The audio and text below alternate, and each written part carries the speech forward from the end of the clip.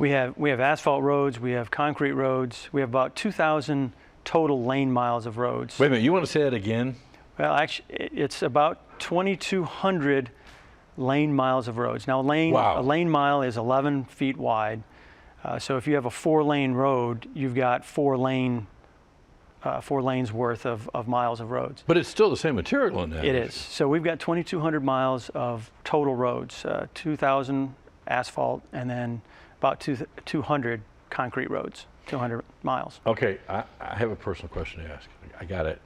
Northbound Granby, far right lane, concrete, other 2 lanes, asphalt-ish. Yes. Why? The main purpose there for the concrete is the bus lanes. The buses are heavy. They are very damaging on asphalt roads. Oh.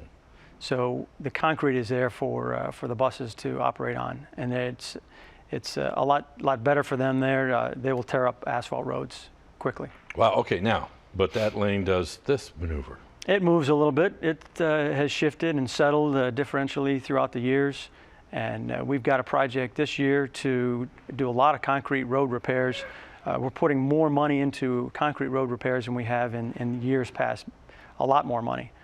So we're trying to level off, smooth off some of those buckles that happen at the joints of the concrete roads. Okay, now okay, let's dream.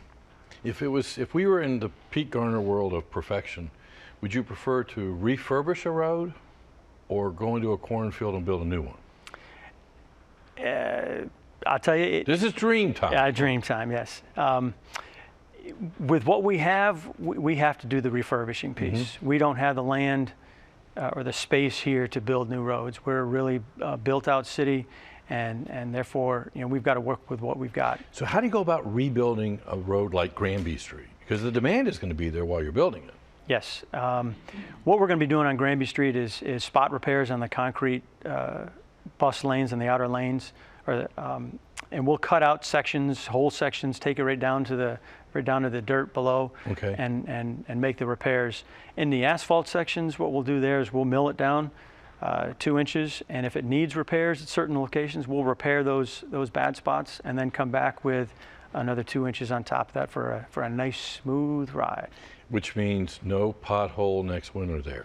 Hopefully not. Now it's the summer months now, so no more potholes, right?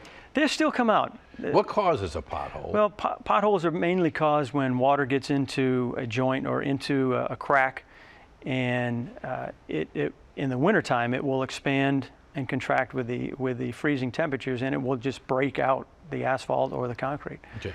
In the summertime, it doesn't really happen as much, but it will happen with rain. If there's standing water on a road, it will deteriorate that road. Can you kind of predict where you might be running into a pothole issue? We can, where the roads have started to fail, where there are a lot of cracking in them, the water will start to seep in and cause problems there. Okay, so you go to sleep at night dreaming about 2,200 miles of roads, right? The roads and many other things, but yes, roads. So you have a plan? We have a plan. Those?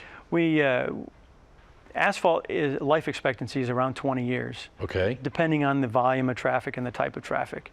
And concrete is about 50 years.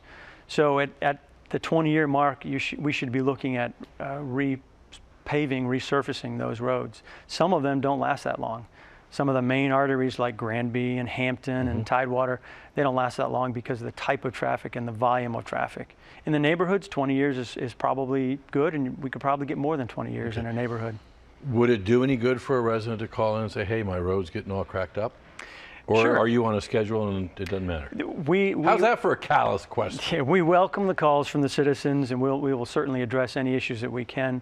We do have a plan that we will resurface roads when they are due, not necessarily by time frame, but when they are due, when they need to be resurfaced. We're also trying a new program this year, microsurfacing. Yes. This is hopefully extending the life of an asphalt road anywhere from 5 to 10 years. And you put that down when the road is around 6 to 8 years old, and it should extend the life of that from 20 years, maybe out to 30 years. And again, depending on where it's at. So it's a new program we're going to try. We're going into some of the neighborhoods this year, and we're getting out there ahead of time to tell them that it's going to be different than the regular milling and resurfacing. but it's still going to give a good quality surface and should have a good surface for them to ride on. Super. We talk about a city that's connected, and of course we get connected quite often in our cars or our bicycles. Yes. And it's going to be on the asphalt surface roads.